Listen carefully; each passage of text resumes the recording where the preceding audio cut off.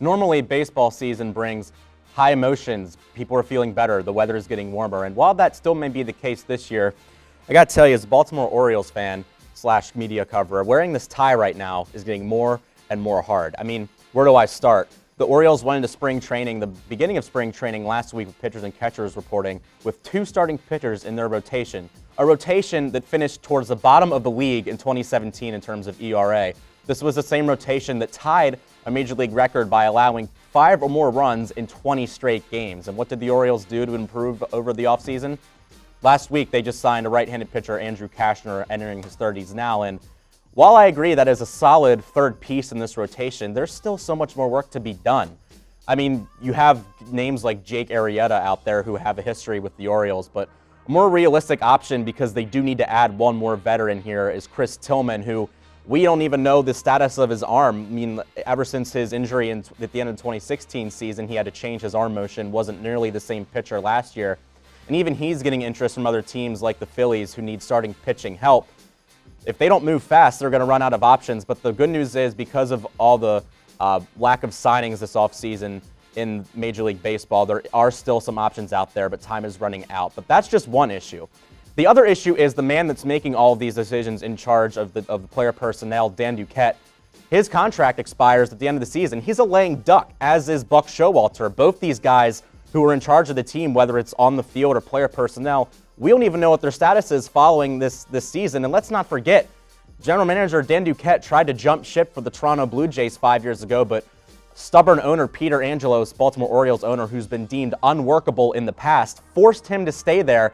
And what does that say? Ever since that move happened, I've known for a fact that Duquette doesn't want to be there, and you can tell from his lip service, all of his generic answers, that he's all checked out. And this is coming at the worst time possible, with several big names like Manny Machado, like Adam Jones, like Zach Britton, all set to become free agents after the 2018 season. And Britton even liked a tweet the other day that said that he just needs to stop worrying about signing a long-term contract with the team that he's been with his entire career and focus on making money elsewhere, focus on winning. And Zach Britton liked that tweet. That pretty much says it all. The Orioles are saying the right things. I heard Manny Machado say the right things the other day. They're playing this situation cool, but I would love to be a fly on the wall in that clubhouse right now, or I'd love to be a fly on the wall in Adam Jones' apartment, just thinking what he's thinking about this mess that's about to ensue. I mean, where's the direction? The Orioles have had no long-term contract negotiations with Manny Machado. They've got another young player, Jonathan Scope, who's going to be a free agent in 2 years. There's been no mention of contracts whatsoever, and the Orioles know this. They know that they butchered the Manny Machado move, the situation. They didn't negotiate with him in time, and all signs point to them making the same exact mistake to John Scope, even though they say they're going to make things right. I know that the Orioles, as an organization, their hands are pretty much tied. Peter Angelos is one of the worst owners in sports. He's stubborn. He refuses to spend money. He doesn't let Duquette and the Orioles front office dab into the international market whatsoever. I mean, as much as Duquette has messed up a lot of big trades, his hands are tied with a lot of this stuff. But one thing's for sure, Machado's on his way out. Adam Jones, I mean, this not only is he been the face of the Orioles for the last decade, really, but he's a locker room presence that cannot be replaced. I'm not saying that the Orioles are doomed. They could very well get another free agent starting pitcher. They could bring in another one up through their system to have a 5-man rotation this year. But if you look towards beyond 2018, you're going to be looking at a situation where Machado is most likely going to be leaving.